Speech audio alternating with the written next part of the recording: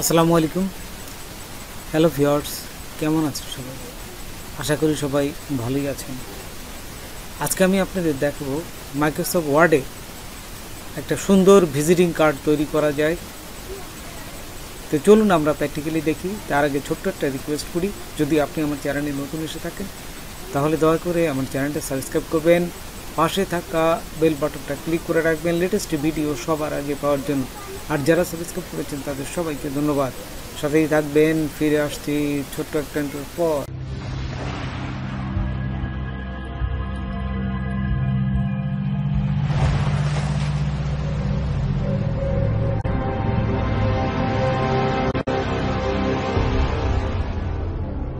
Word দেখুন, আমি open করলাম। এখান থেকে আমি এই ভিজিটিং কার্ডের সাইজটা নির্ধারণ করব। তো প্রথমে পেজ সেটআপে চলে যাবেন, তারপরে এই যে পেপারে আসার পরে দেখুন উইডথ দেবেন 3.5 ইঞ্চি এবং হাইট দেবেন 2 ইঞ্চি।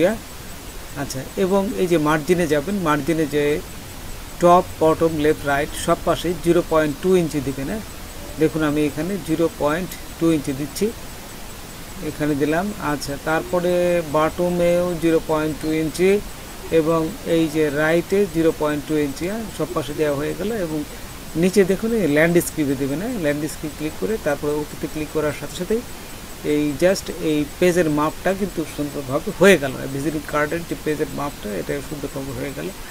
জাস্ট এখানে আমরা ডিজাইনটা করব।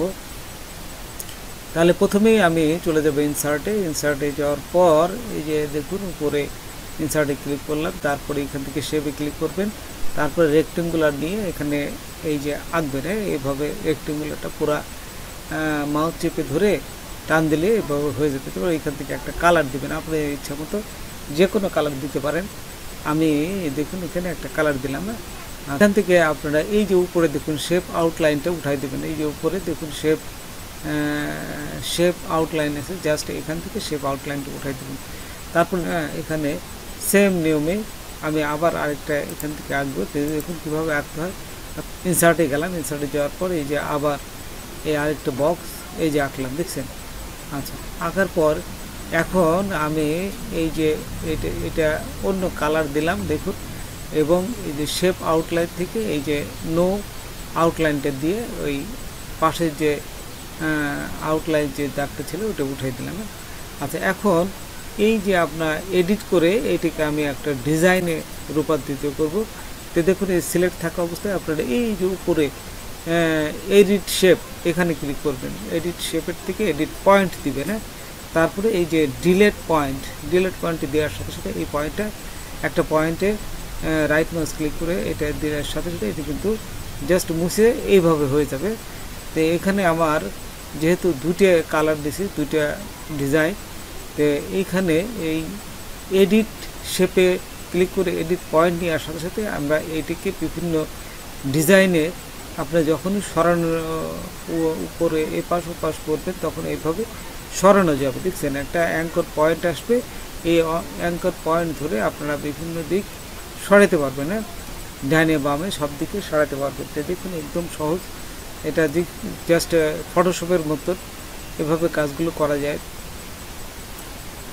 তো এইখানে এই যে যতদূর দরকার একটু সময় নিয়ে করবেন, সুন্দর হবে। তারপর দেখুন এই যে এডিটে যায়, আবার এই যে এডিট শেপে এখানে ক্লিক করে এই যে পয়েন্ট নিয়ে নিলে এই যে এখান থেকে দেখুন পয়েন্ট এখানে একটা বাড়াবে এই পয়েন্ট। তারপরে এখান থেকে দেখুন আমি একটা কপি করব। এই যে জাস্ট এখানে রাইট মাউস ক্লিক করলে এই যে কপি এবং পেস্ট করলাম। পেস্ট করার পর ঠিক সেম আরেকটা ডিজাইন হয়ে গেল এবং এটিকে আমি আরেকটা কালার দিলাম। এই যে এখানে দেখুন বিভিন্ন কালার দেওয়া যায়, শেপ ফিল থেকে কালার করা যাচ্ছে। এই যে আমি কালার দিয়ে এখানে বসালাম। তারপরে ইচ্ছা মতো আপনি কালারটা চেঞ্জ করতে পারবেন। তো ইচ্ছা মতো কালারটা চেঞ্জ করে নেবেন। চেঞ্জ করার পর দেখুন এখানে আবার কিন্তু কপি করে আবার এখানে পেস্ট করে আপনি ছোট করতে পারবেন। এবং এই পয়েন্টগুলোকে এই যে এডিটে যায়, এডিট শেপ থেকে যদি এডিট পয়েন্টটা নিয়ে এখানে আবার এই যে পয়েন্টে যদি ক্লিক করেন তাহলে কিন্তু এই যে পয়েন্টটা বাড়া যাবে, বিভিন্নগুলো চলে আসবে। এখানে পয়েন্ট দিয়ে বিভিন্নভাবে এই যে সরাতে পারবে না। এই যে এদিক ওদিক দেখুন ওই পয়েন্টে যদি ধরি তাহলে ওই পয়েন্টেও একটা এই যে চলে আসবে। এইটাকে টেনে আমি এই যে বিভিন্নভাবে এই পয়েন্টটাকে বিভিন্নভাবে সরাইতে পারবো। তাই আপনারা সরাই নেবেন, বিভিন্নভাবে সরাই এই কালার বিভিন্ন কালারগুলো চেঞ্জ করে দেবেন।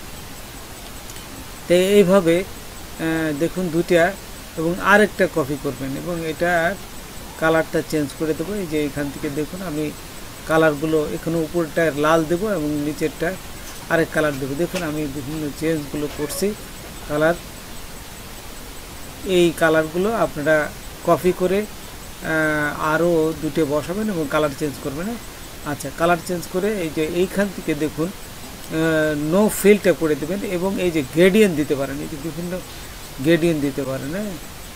শেপ ফিল থেকে এই যে গ্রেডিয়েন্টটা আসার পরে এই যে বিভিন্ন মাঝে যদি গ্রেডিয়েন্টটা দেন তাহলে সুন্দর ওই যে ফুটবে।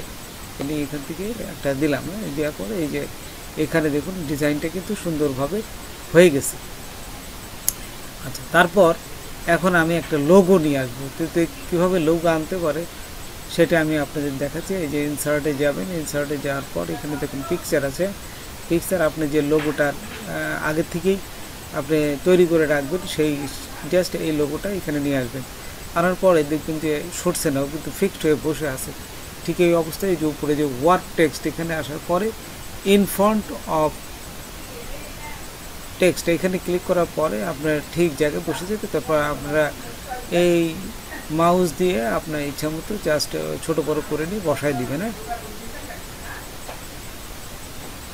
দেখুন এখানে ইনসার্ট, তারপরে শেপ, এবং এখান থেকে এই যে ওভেল যে এটা আছে গোল আর কি করতে হবে, ঠিক এটা আমরা এই গোলের এইটা নেব, নিয়ে শিফট এবং অল্ট চেপে ধরে এটাকে জাস্ট বড় করবে না। এই যে বড় করার সাথে সাথে সমান মাপে কিন্তু বড় হবে। এবং এইখান থেকে আসার পর আপনারা এই যে ফরম্যাটের পাশে দেখুন শেপ ফিল্ড আছে, এখান থেকে হোয়াইট করে দেবেন।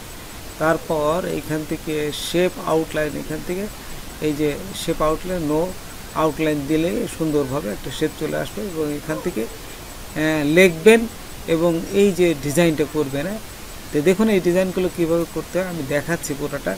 আবার নিলাম, এই যে আবার সেম নিয়মে আমি এখানে ফোন নাম্বার দিব, ইমেল অ্যাড্রেস দিব এবং ওয়েবসাইট অ্যাড্রেস দিব।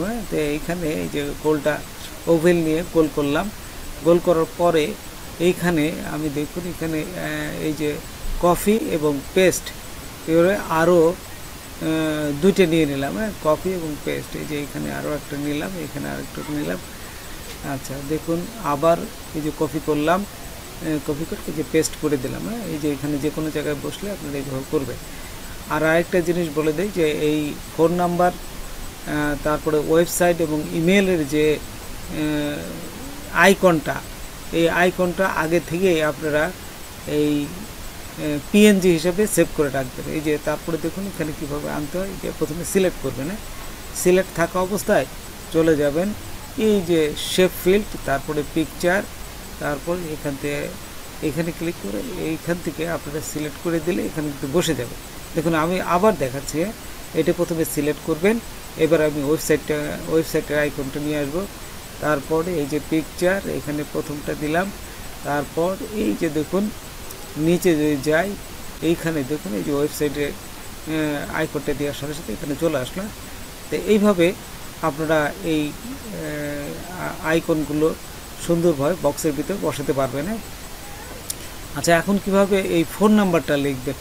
তো দেখুন এখানে ফোন নাম্বার অ্যালাইনমেন্ট ঠিক করতে গেলে তিনটে সিলেক্ট করে যে অ্যালাইনে যে অ্যালাইন মিডল দিবেন, তাহলে ঠিক সমান মাপে এখানে কিন্তু বসে যাবে। তো দেখুন এখানে এই যে বেসিক শেপের প্রথমটা এ লেখা আছে, গোলের লেখা আছে, ঠিক এখানে এটিতে লেখা যায়। এখন এটাকে আমি সাইজটা আমি এখান থেকে দেখুন এই যে 6 দেবেন, একদম বেশিটা 6 দিলাম। 6 দিয়ে এখানে লিখবো যে ফোন নাম্বারটা 0178841। এইভাবে আপনাদের যত নাম্বার আছে এই নাম্বারগুলো দিবেন। আচ্ছা, দেওয়ার পর এই যে আমি আবার দেখাচ্ছি, দেখুন এখানে এটি দিয়ে এইভাবে লিখবেন।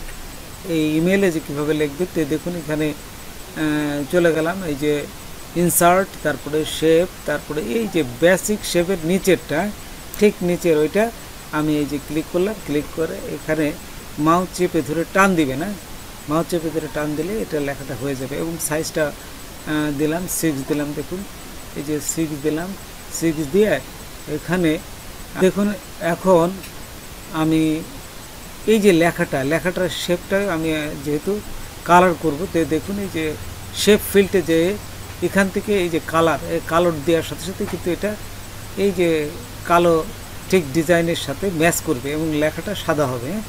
ঠিক সেম নিয়মে এখানে আবার এই যে লেখাটাকে সিলেক্ট করবেন, তারপরে শেপ ফিল্ডে যাবেন, শেপ ফিল্ডে যেয়ে এই যে কালোটা দেবেন। এখানে দেখুন এই কালোর সাথে যে কালারটা থাকবে সেই কালারের সাথে ডিজাইনটা জাস্ট ম্যাচ করে নেবে, তাহলে সৌন্দর্য দেখা যাবে। তারপর ঠিক সেম নিয়মে এই যে এখানে ওয়েবসাইটটা আবার লিখবেন, ইনসার্টে যাবেন, ইনসার্টে যাওয়ার পরে শেপে যাবেন, তারপরে এই যে বেসিক শেপের প্রথমটায় এই যে দিয়ে তারপরে এখানে দেখুন এই যে মাউস ধরে টান দিবেন, হ্যাঁ, তারপরে এখান থেকে ওয়েবসাইটটা এই যে লিখবেন। তো এইভাবে আপনারা ডিজাইনটা সুন্দরভাবে কমপ্লিট করতে পারেন। তো বন্ধুরা, আজকে এ পর্যন্তই। নতুন কোনো ভিডিও নিয়ে আবার আপনাদের সাথে হাজির হব। যদি আমার ভিডিওটা আপনাদের ভালো লাগে বা কোনো উপকার আসে তবে অবশ্যই সাবস্ক্রাইব করবেন আর বন্ধুদের মাঝে শেয়ার করবেন। ধন্যবাদ সবাইকে। আল্লাহ হাফেজ।